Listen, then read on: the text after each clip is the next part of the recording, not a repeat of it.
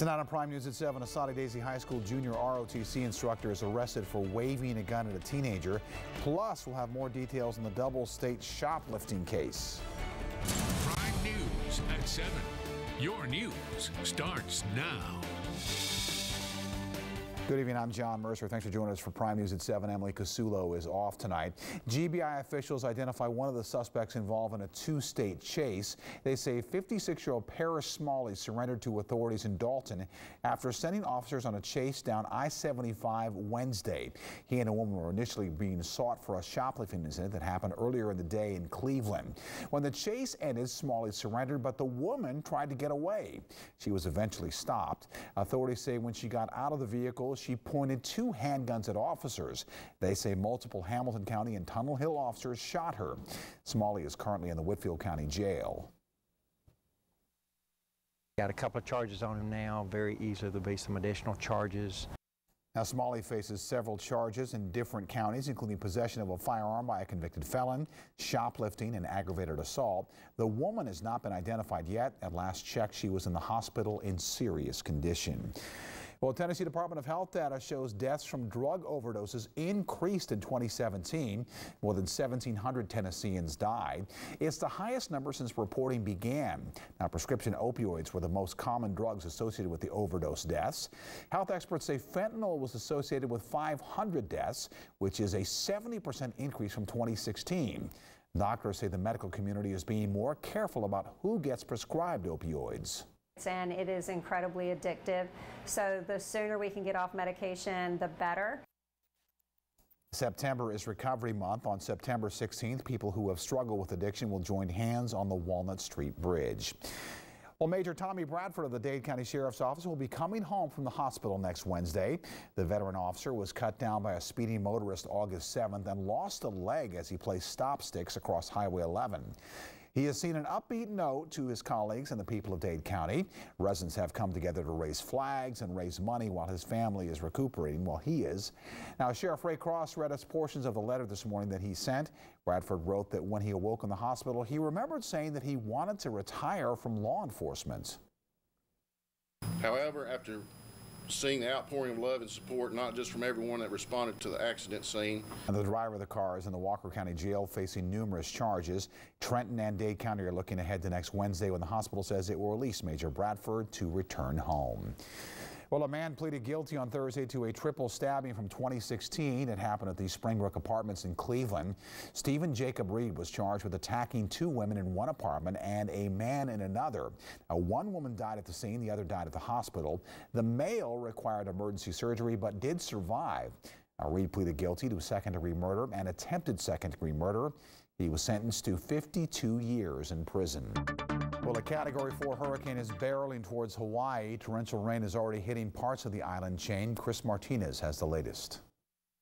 Heavy rain is flooding roadways on Hawaii's Big Island as Hurricane Lane closes in. Chris Martinez, CBS News. All right, here locally, though, we're talking about our weather. We're having some cooler temperatures coming around, but you know what? It's not going to last, is it? No, it's not. Well, historic rainfall yesterday led to flooding across Tennessee and North Georgia. With more rain on the way, News 12's Kaylee Nix is live to tell us what steps are being taken to handle this flooding.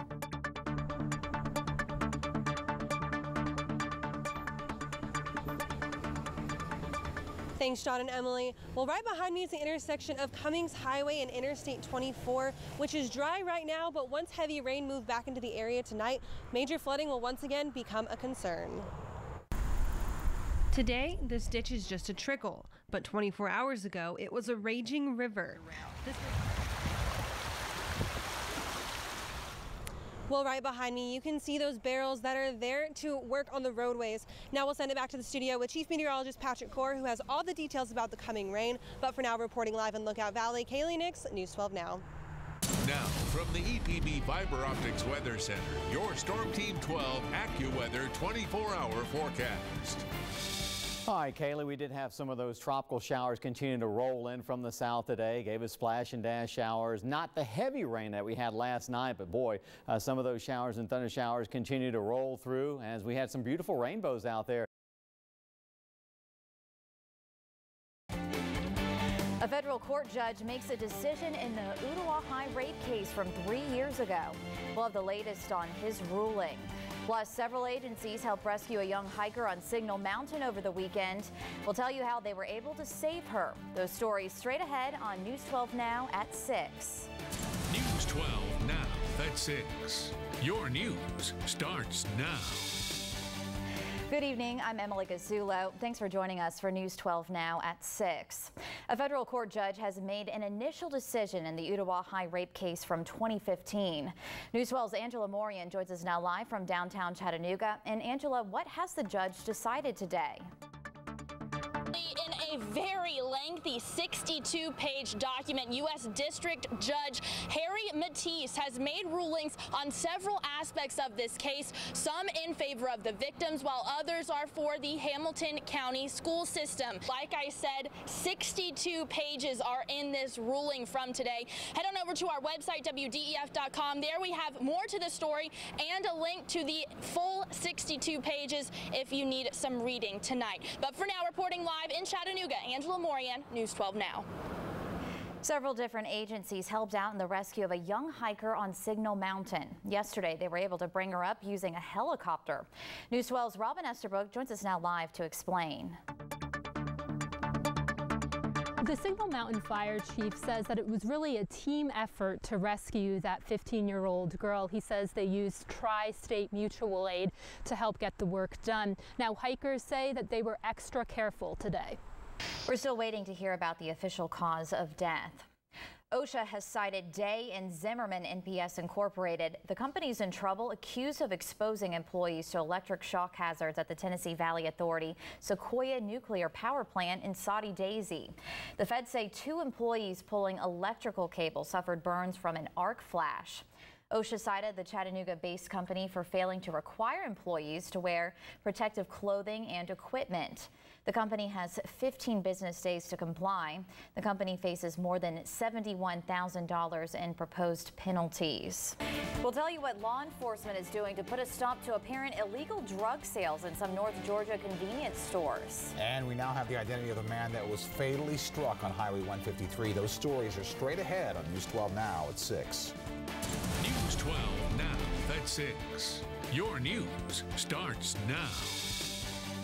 Good evening, I'm John Mercer. And I'm Emily Gazzulo. Thanks for joining us for News 12 Now at 6. Well, North Georgia Drug Task Force is cracking down on marijuana sales at convenience stores. News 12's Robin Estabrook joins us now live in the digital studio with our top local story. Some of the products at the convenience stores claim to have no THC. Robin Estabrook, News 12 Now. All right, thank you, Rob. Well, police need your help in identifying the victims that are accused of starting a brawl that happened July 15th at the Island Oasis on Highway 60 in Birchwood. The convenience store cashier says he was assaulted by a customer.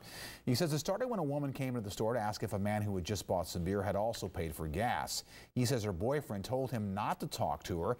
The cashier says the boyfriend then punched him. The suspect left in a white 2005-06 Chevy Silverado truck.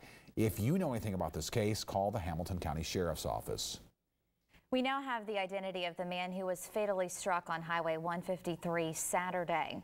Authorities say 51-year-old Jeffrey Harris's body was found in the southbound lanes, out of view from passing vehicles. Traffic investigators believe a car hit Harris at that location. If you have any information, call Chattanooga Police.